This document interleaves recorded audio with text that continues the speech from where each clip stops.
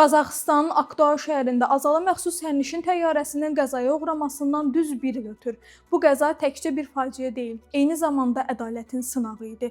Aradan 12 ay keçməsinə baxmayaraq bu sınaq hələ də cavabsız suallar, yarımçıq istintaq və icra olunmayan vədlərlə davam edir. Zaman irəliləyib, amma həqiqət yerində sayır. İstintaq yekunlaşmayıb. Hadisənin səbəbləri cəmiyyətə tam və şəffaf şəkildə açıqlanmayıb. Cinayət məsuliyyəti daşıyan şəxslər müəyyən edilməyib. Məhkəmə prosesinə başlanmayıb. Qəzanın qurbanları və onların ailələri isə hələ də ədalət gözləyir. Təzminat ödənilməyib. Hüquqi və mənəvi məsuliyyət daşıyan tərəflər cavab verməyib. Düşənbədə keçirilən görüşdə Rusiya prezidenti tərəfindən səsləndirilən üzr ümid yaratmışdı.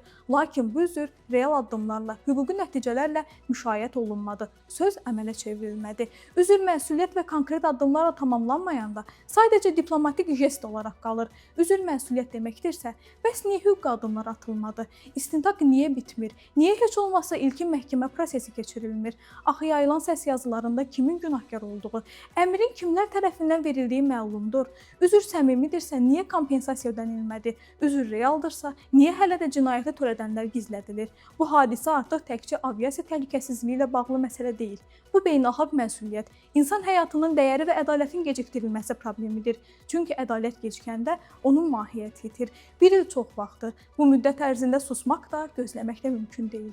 Bir il çoxdur. Bu müddət ədaləti təmin etmək üçün kifayət idi. Azərbaycan cəmiyyəti cavab tələb edir. Bu təyyarənin vurulmasına qərar kim verib və kim məsuliyyət daşıyır? Ədalət qarşısında nə vaxt cavab verəcəklər? Ədalət yalnız açıqlama ilə deyil, konkret qərar və addımlarla bərpa oluna bilər.